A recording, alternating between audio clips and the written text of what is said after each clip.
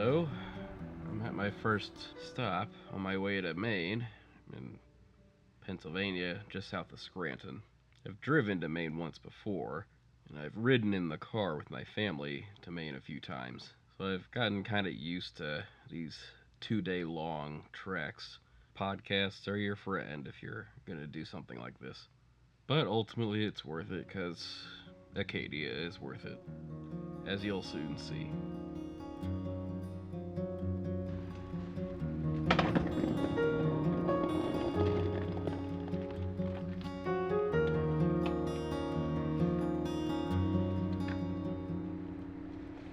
My parents left for Maine a week before I did. So, of course, this bag is just filled with all the stuff they asked me to bring up that they forgot. Alright, round 2 of driving.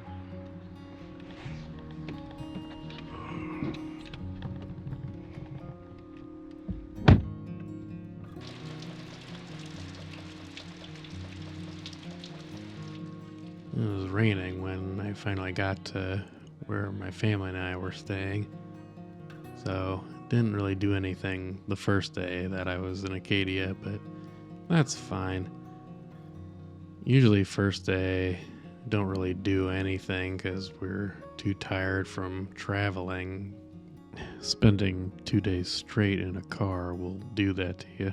So we usually just sit out on the porch and make plans for what we want to do with the rest of the week.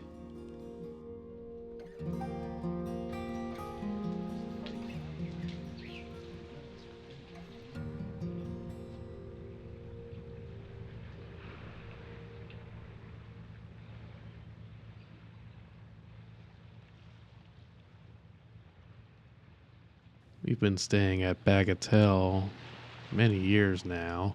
Honestly, I could just stay here all week and be happy. I mean, just look at this view.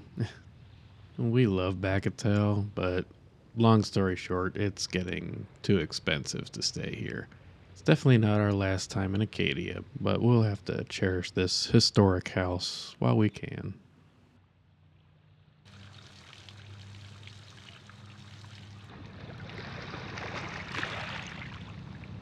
One of the fun things about this place is that at low tide you can walk all along the shore all the way to the bar that goes to Bar Island.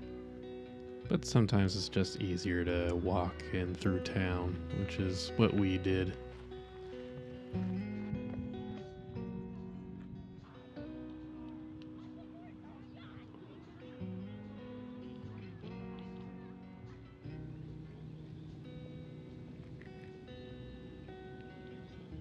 Coincidentally, 4th of July was also this week. So we went to Bar Harbor's parade. It's fun seeing some of the similarities that you see in every 4th of July parade across the country. It's almost always a bunch of old vehicles, musicians.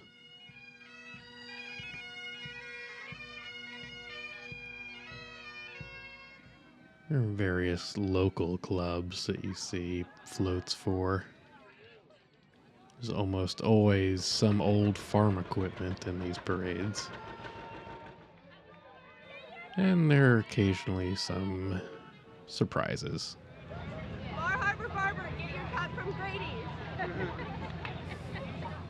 And what is perhaps the single most stereotypically Maine float I have ever seen.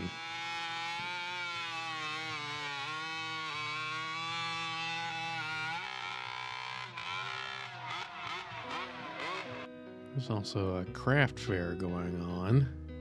Sure, this is something I could absolutely do at home, but it is interesting to see differences between regional artists and their styles. There are a few things we do every year when we come to Acadia. One of those being eating at Jordan Pond House.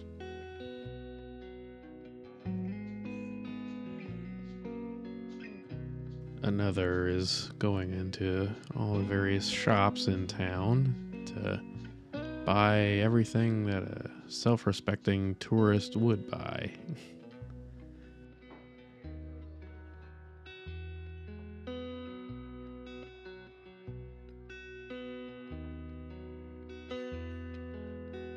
And of course, ice cream.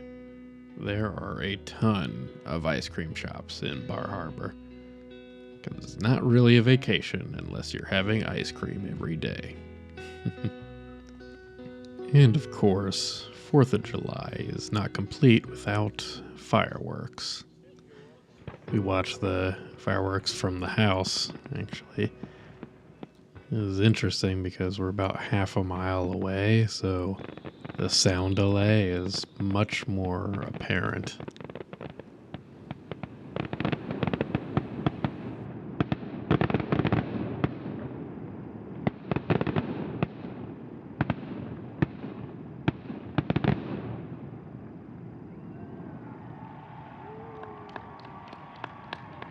But of course, we don't come to Acadia for fireworks, we come to hike mountains.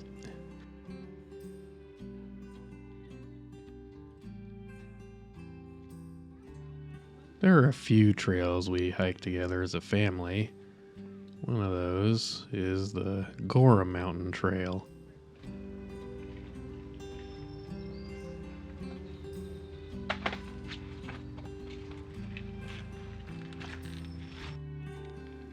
Most of the trails in Acadia are generally pretty easy hikes, but I guess we kind of settled on Gorham as a family hike just because it's generally easier than other mountains, especially for my sister's kids.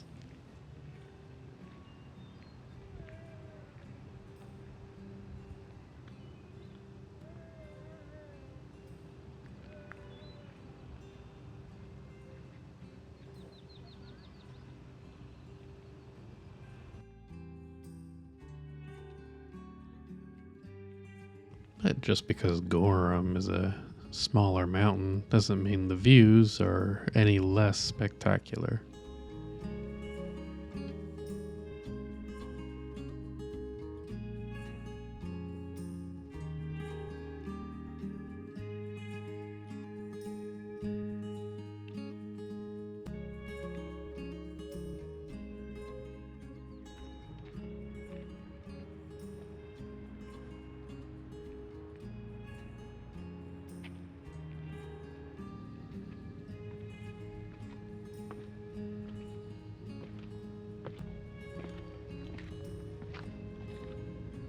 When my sister and her family went off to do their own thing, I went with my parents to hike one of the carriage roads.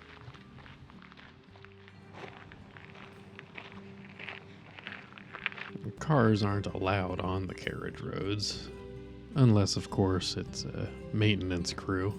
I forget where exactly this was, but the main reason we went was for this spectacular waterfall.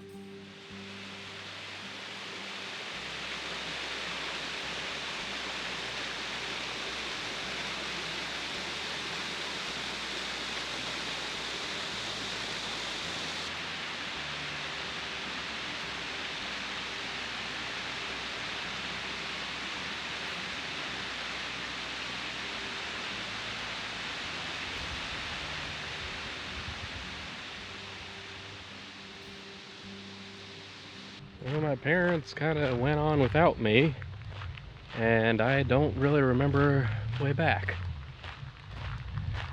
Okay, well, I think we came through here.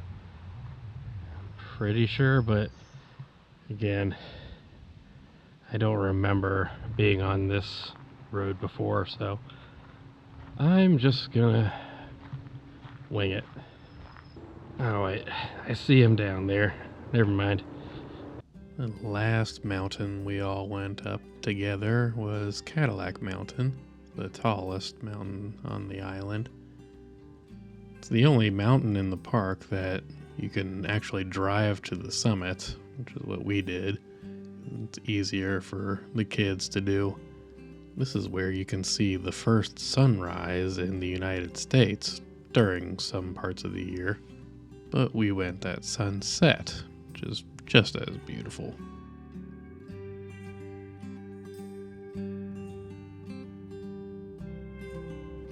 And as much as I cherish time with my family, There are some hikes that I want to do in Acadia by myself, one of those being the Beehive Trail. I guess lucky for me, none of my family want to ever go on Beehive. Main reason being that. It's a pretty steep climb, but it's pretty easy because you don't actually need any special equipment. I've seen kids go up the Beehive before, and as you'll see, it's a pretty popular trail. It's been getting a lot more popular in recent years. This is honestly the most crowded I've ever seen this trail ever. But that's probably because I came around late morning, which is probably the time that everybody else wanted to come.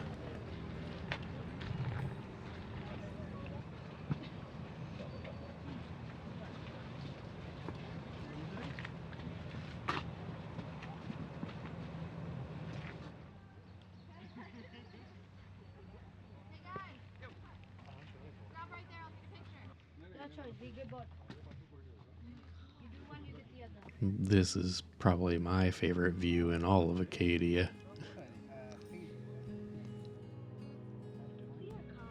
You can see the Beehive trailhead as well as a good view of Sand Beach.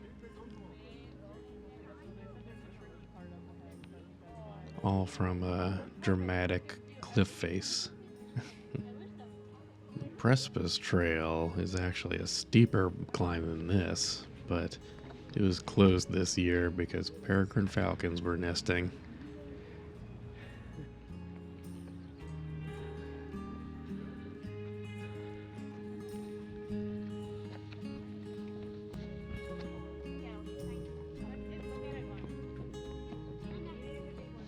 Of course, the views from the summit are no less impressive.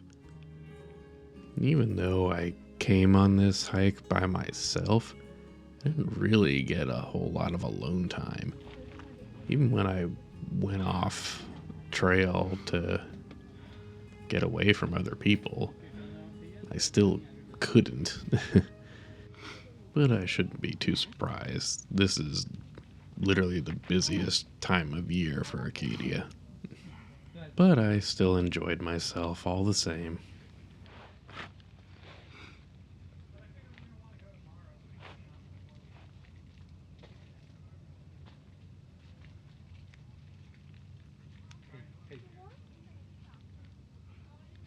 Of course, this being a national park, phone reception is spotty at best. So I couldn't text my family to let them know I'm on my way back so they could pick me up when I got back to the trailhead. But lucky for me, there were other ways I can get back to the house.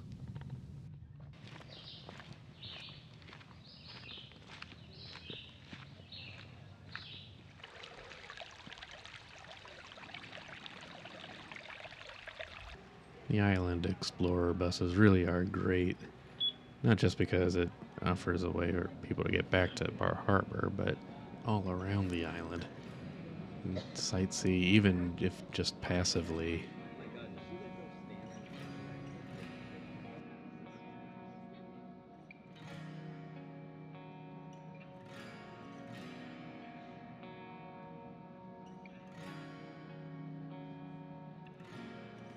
This was the last big thing I did while in Acadia.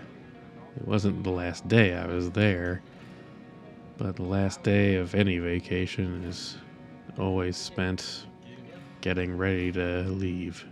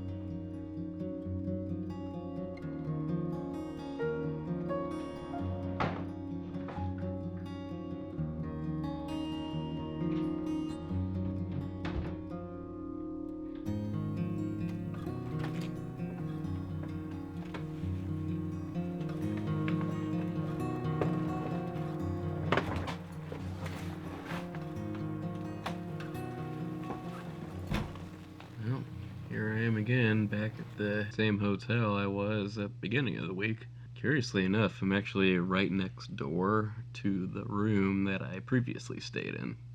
Apologies if you can hear other people here. The walls here are pretty thin. Plus, people are outside having a party, apparently. Anyway, my week in Acadia is over, but I'm always glad whenever I go. It's good to go there again. The Beehive Trail has always been a favorite of mine, and I'm glad I got to do it again, even if it was super crowded. If you ever go to Acadia and do Beehive, I suggest going as early as you can, just to try to beat the crowds, but Beehive is a very popular trail, as you all saw. Last time I went was in 2020, like right after the pandemic started, which was kind of curious, crossing paths with people while wearing masks while we were outdoors in a national park. One thing that I've never actually done is go to Acadia in the fall. My parents have done that once before. I've seen plenty of photos of Acadia in the fall, and it looks amazing when all the trees are multicolored. I mean, fall is also probably my favorite season, so that would be fun to try and do that one day. Although, when it's in the fall, it's not blueberry season. It wasn't quite blueberry season when I was up there. I went in early July this year, but blueberry season is a little bit later. There were a few ripe blueberries on the bushes, so that was good to at least have a few blueberries while I was out on the trails. And people always say that vacations are needed to get away from your daily life and to, let your mind wander without having to think about work or anything like that. And of course, on the way back home, I can't help but think back on the week and all the experiences you had. There was one thing that happened this week that was interesting for me personally. It happened on the day that I went with my parents to that waterfall, and where I thought that my parents had accidentally left without me. Like, when I did eventually catch up to them and we were riding in the car, I had said, like, hey, you guys kind of went ahead without me. My dad said that no, he actually did tell me as I was like setting up my camera stuff to get the shots I wanted. He said that like apparently I had like nodded yes, and apparently there was some miscommunication with that. I mean, my dad has no reason to lie to me about that, so I'm obviously inclined to believe him that he actually did say that we were leaving. I guess I did, just like completely just not know what was going on with that. Or maybe I just didn't hear him over the sound of the waterfall, or for whatever reason. And I'm sure a lot of you watching this probably aren't going to think like something like that isn't a big deal. It's just like, oh, my bad, didn't hear you, whatever. And ultimately, yeah, that interaction on its own isn't a big deal. But this is something that I've been thinking about a lot over the last few years. I mean, I don't want to go into too many examples, but just know that there have been a lot of different examples where I just completely misinterpreted some social cue or some interaction of some sort. It sort of led me to investigate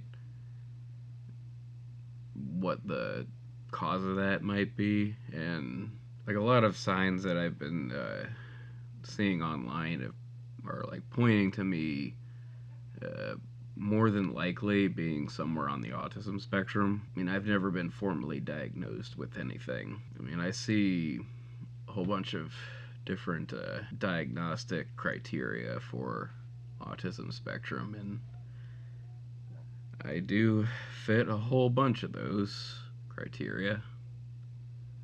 On the flip side of that, I have no idea if getting a formal diagnosis is even worth it for me. On one hand, it would help explain a lot of things about me, but on the other hand, I mean, I've been able to do fine up until this point. I'm 31 years old and able to navigate most social situations more or less normally, I guess. So I don't know where to go from that. Anyway, I know that it was probably something you weren't expecting to hear from me regarding a vacation vlog. Relating back to the whole letting your mind wander while you're away from your real life while on vacation, That's one place that my mind wandered. I guess kind of a stereotypical reason for going on a vacation is that you sort of go on vacation, then come back with sort of a refreshed mindset and maybe even a new outlook on life if you're lucky. And I'm not saying you're going to have the same kind of introspective thoughts in Acadia that I did. Or you just do it because you like vacations. I guess not everything has to be that introspective. Well, it is getting late, almost midnight now, so I gotta get up real early again in the morning. And, homeward bound.